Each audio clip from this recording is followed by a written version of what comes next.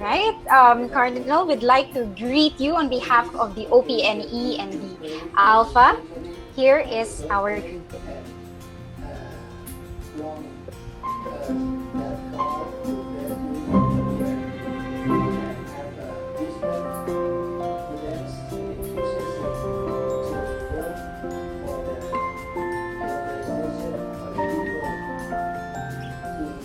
Cardinal Tagle, this is the Alpha Asia Pacific Catholic Context team, and we want to wish you a very happy birthday.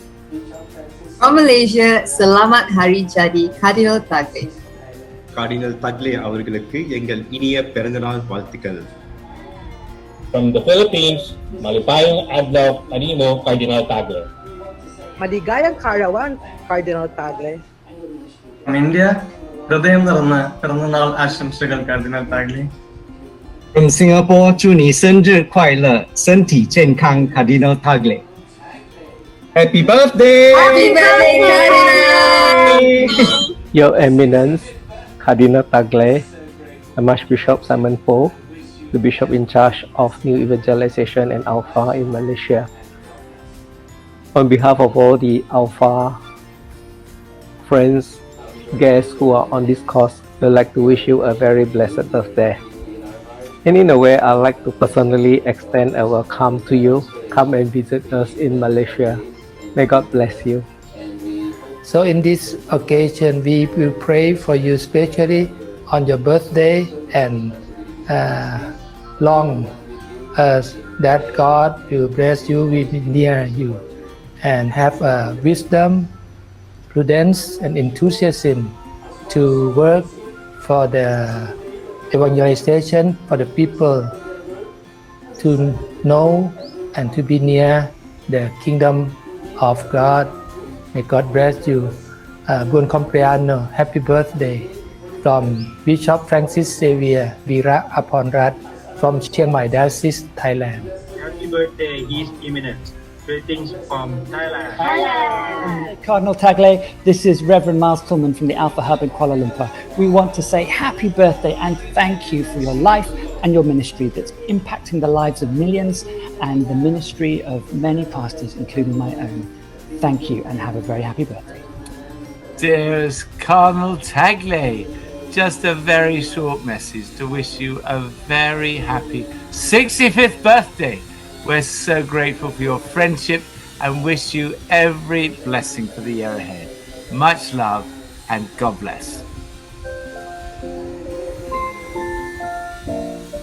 Happy birthday, Your Eminence. We are praying for you. We are keeping you in our heart. All the lessons you have taught us, all the inspiration, we keep them always and remember them. And we hope for your good health, for the strength to carry on your so many responsibilities and ministries. And we are one with you in prayer, and we will always be here to support you. Happy birthday, Your Eminence. Cardinal Chito, as one song puts it, on the day that you were born, the angels got together and decided to create a dream come true. Indeed, you're a dream come true for your parents, for your family, and indeed for the church, for all of us.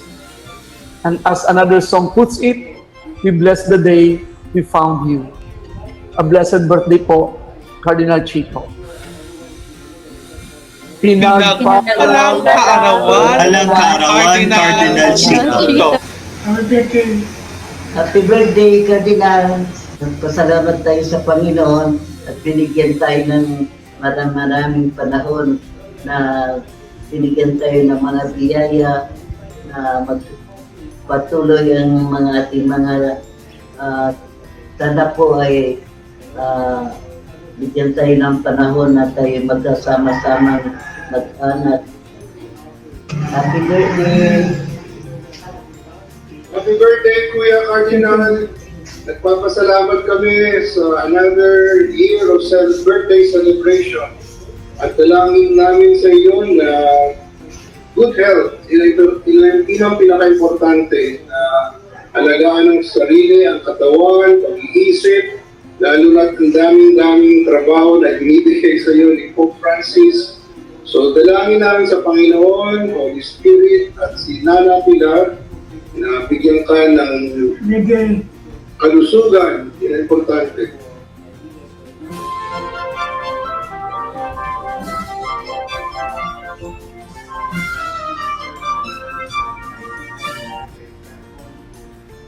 I hope you enjoyed that touching video, Cardinal, Your Eminence.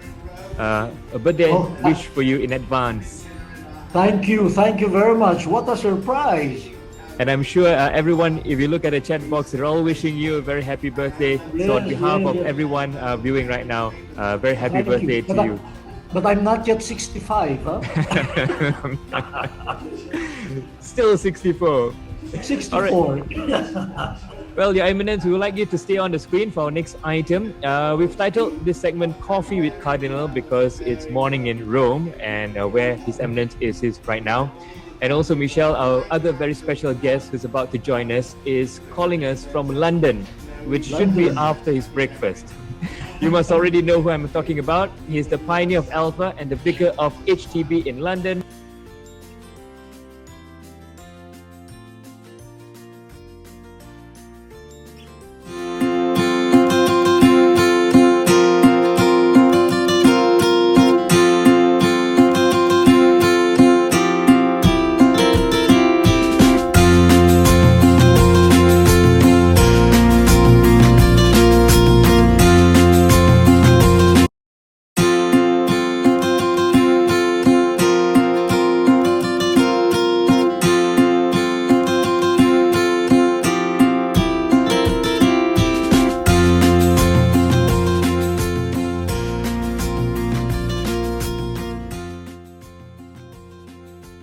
Literature that I got,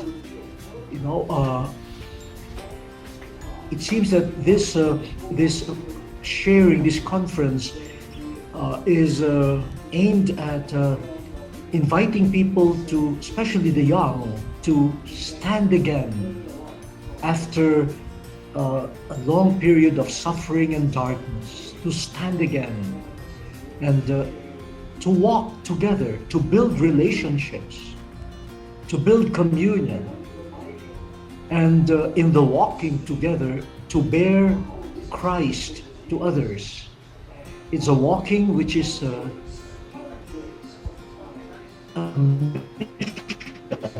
also. It has a purpose to make Jesus known to others, to Jesus. I congratulate the organizers for thinking of this much needed and timely theme.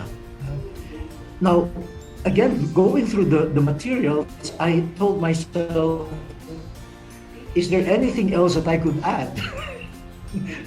The background material is very clear already, but since I had already said yes to the invitation, I might as well contribute something. Again, I do not want to disturb the beautiful document here. If my sharing will be of help, thanks be to God. If not, then go back to your document, the background document. It in itself is already worth reflecting on. I've learned a lot from the document. I just have 3 short points here to share with you. The first, and I went to the Bible to see how this expression was used, and wow, hundreds of times. This occurs in the Bible, but I cannot go through all of them. I chose some. For example, the year of Saint Joseph. And in Matthew 2, chapter 2, verse 13, we hear the angel telling Joseph, who was sleeping, "Get up, arise, take the child and his mother, and flee to Egypt. This was a very difficult moment for the Holy Family. Imagine, a newborn child is already the object of hatred, of threats. And so God, through the angel, tells Joseph, arise, flee to Egypt. That's not easy, huh? But you cannot go to Egypt unless you get out. You cannot protect the baby and the mother unless you get out. And Joseph did. Then, in the ministry of Jesus, for example, in Mark 5, verse 41, Jesus uses the same words to a 12-year-old girl who just died. When Jesus entered the house, there was wailing and crying. They were grieving. But Jesus said, no, stop all of this noise. He entered the room and told the little girl, Talita kum, little girl, get up, get up. And the little girl followed the voice of Jesus. She got up and she was restored to her family. In Luke 7, verse 14, Jesus witnessed a funeral procession. And he learned that the person being buried was the only son of a widow. This was in the town of Nain. So Jesus did something that was taboo at the time. He touched the coffin and he told the dead man, young man, I bid you get up. And the miracle happened and the family was reconstituted. The mother received her son again. And the man started talking, a proof of life. You know, he started speaking, he started communicating. You know, for the Jews, the death is the place of non-communication. But life, a sign of life, is the capacity to speak and to hear. So these are just three examples of the many, of the hundreds in the Bible. You could see that from the three points, the three examples that I have chosen, it is an invitation, arise, get up, to get up from slumber, to get up from death, to get up from isolation, to get up so that you could move and protect someone in danger, so that you could restore a family, so that there will be communication again. This is not a command, this is an invitation. Arise, get up. And it is a getting up for something, for a mission. It is not to get up just for the sake of opening my eyes. It is always getting up, arising for something that the Lord wishes to be done. But one question here is, would we hear the invitation to arise? So the young people here, I was once young too. Especially when it is the first day of class, you know? We want to linger in our sleep, in our bedroom, you know? And no matter how many times our parents knock on the door, hey, get up! We don't hear anything. We just want to stay in slumber. We want to prolong the sleep. So the question here is, will we listen? Will we listen to the invitation? Or will we just immerse ourselves in the so-called silence of sleep? Will we prefer to stay in isolation? Will we prefer to remain dead and deaf? Arise. Okay. Can you hear me? Okay. So may I Yes. may I start my conference?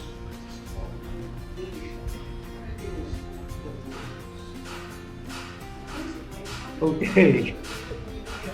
The second point that I would like to share is again from the Bible. The expression "arise, get up." The first three examples that I gave, pointed to the angel, or Jesus Christ as the one telling somebody else to get up. Now, I also found in the Bible people telling God to arise and to get up. For example, Psalm 3, verse 8. The psalmist, as an individual and as a symbol or representative of the people Israel, suffering with so many enemies. The psalmist says, "Rise up, O Lord, save me, my God." And then the psalmist affirms, salvation is the Lord's. At first, it might sound like a complaint. Are you sleeping, O Lord? Rise up.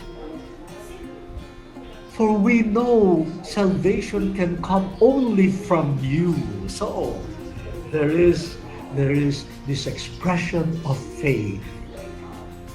In Psalm 9, verse 20, the psalmist says again, "Rise up, Lord. Let no human being prevail. Let the nations be judged in your presence." It is, again, an expression of faith. You are the real Lord. But then, some human beings are pretending to be Lord. So rise up. Show your might. Show that you are the true God. Rise up, O Lord. In Matthew, chapter 8, 23 to 27, now Jesus, with the disciples, they were in a boat. You know this story. They were in a storm that came, and Jesus was soundly asleep in the stern of the boat. And the disciples, who were panicking, said, "Lord, save us. We are lost."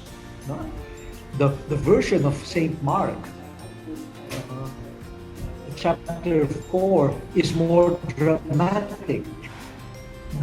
The disciples said, "Teacher, does it not matter to you that we are going to drown? You're sleeping. Wake up. Rise up. Arise." And Jesus' response was, "Where is your faith? Where is your courage? Where?"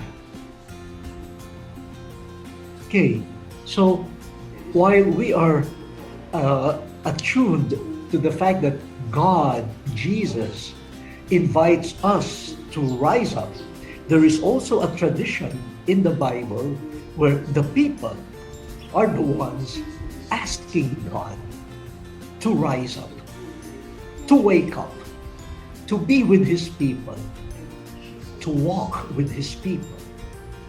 Now, this is a mystery.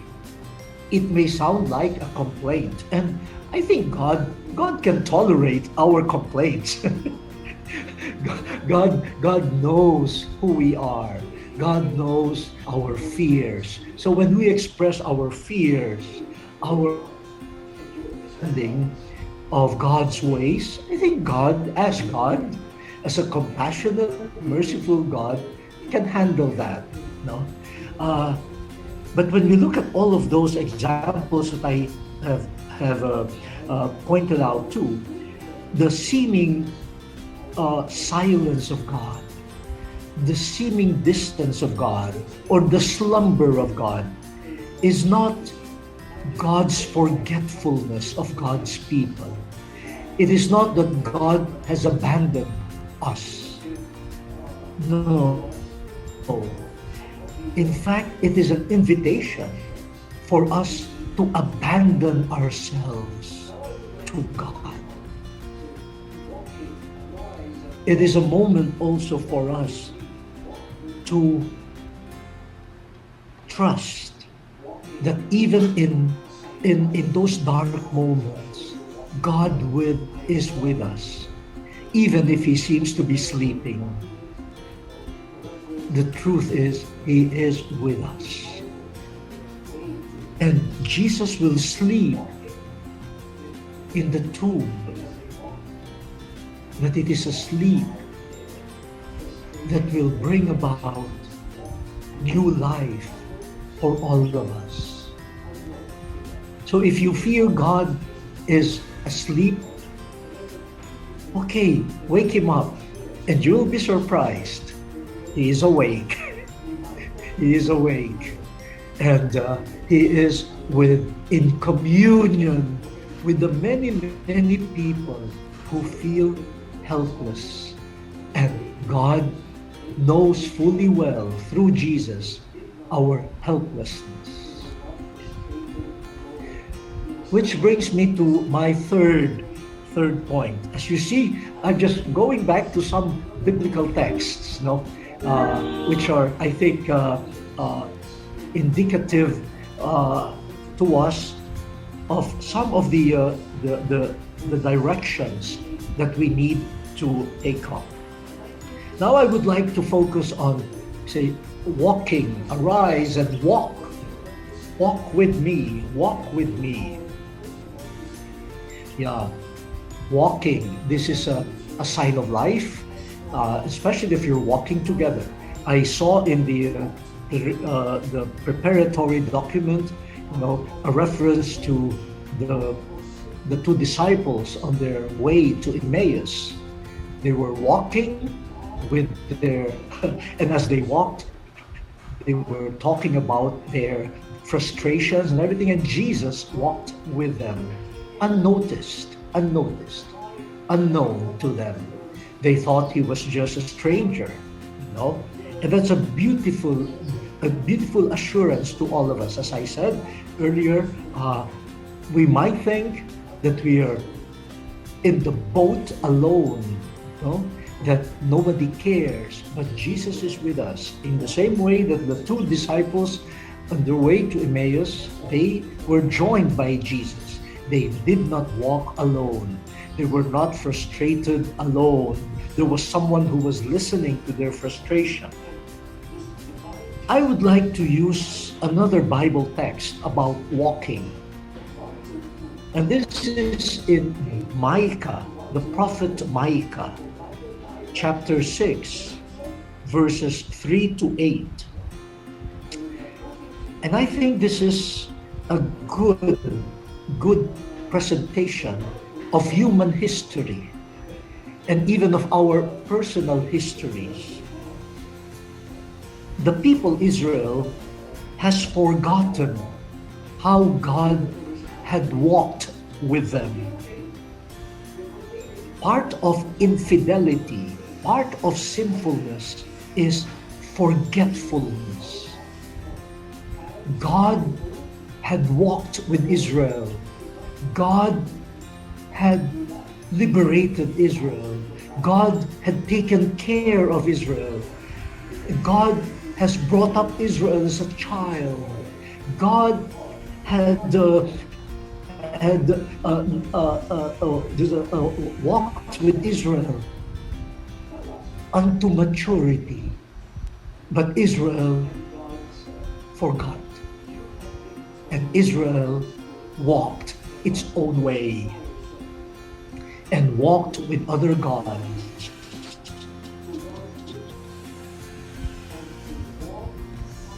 And so was pain, and this divine justice, divine anger, at first wanted to abandon Israel. Okay, you want to walk alone? You have forgotten my walking with you? Then so be it. No, I will have nothing to do with you anymore.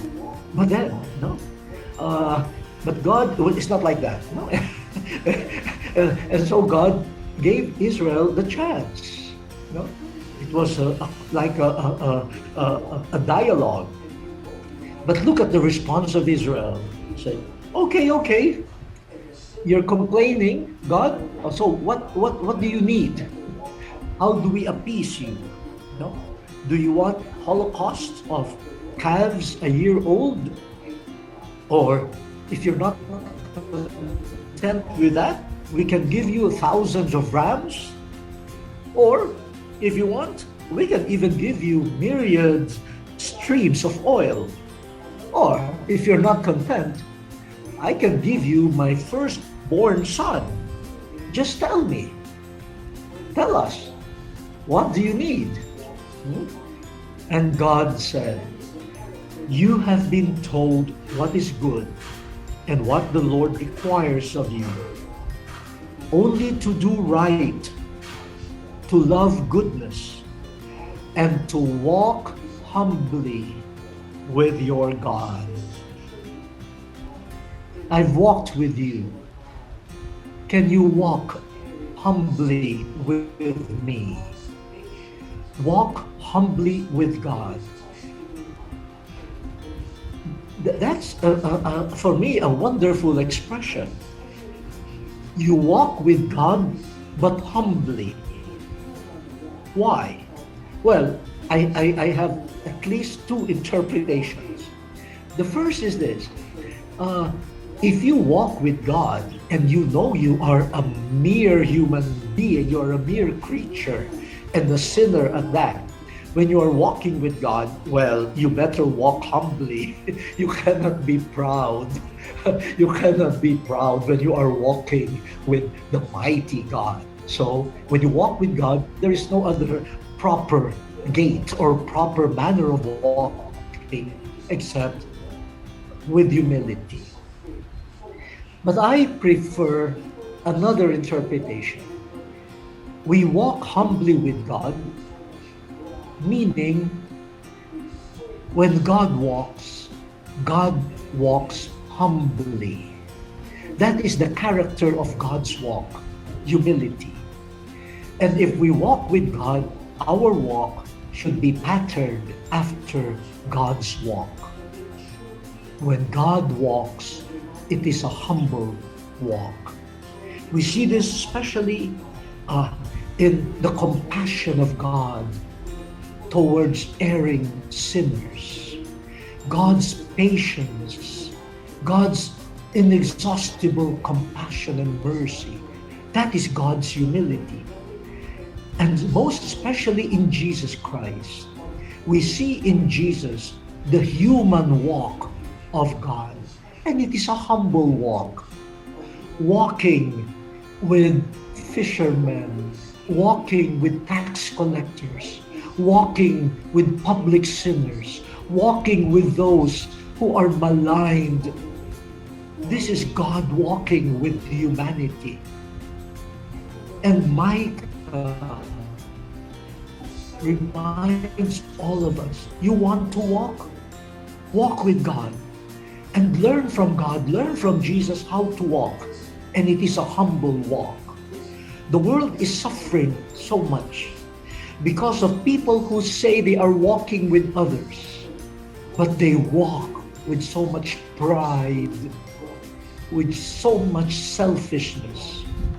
And in the end, people realize they're being left alone.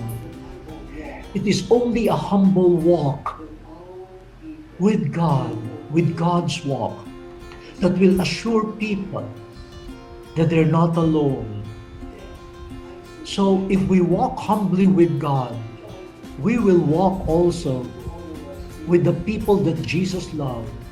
Yesterday, I was in a video conference with Latin America, Caritas Latin America, on a very delicate and very sad topic on forced migration, the situation of refugees, especially the victims of human trafficking, those who are already escaping from dreadful situations to save their families and their children. And what do they see? What do they encounter on the way? Who are waiting for them on the road? Human traffickers. And who sell them as prostitutes, who sell them as slaves. Do you know that this human trafficking has become a lucrative business? It is now the second most lucrative business next to drugs. Imagine, they walk with human beings to sell human beings. This is not the type of walk that our people who are already experiencing darkness, death, isolation deserve. So I'm appealing to all of us here. Yes, we need to walk with others, but please walk with God, walk with Jesus, and learn from Jesus how to walk. Because apart from Jesus, our walk might be more detrimental to our companions. We might lead them to more darkness, more dangers, rather than to safety and to light. I better stop there. I think I went beyond the time limit. So thank you for your patience. Thank you. Thank you. Thank you. That was wonderful. Thank you, Your Eminence, Cardinal Tagle, with so many wise words and points to reflect on.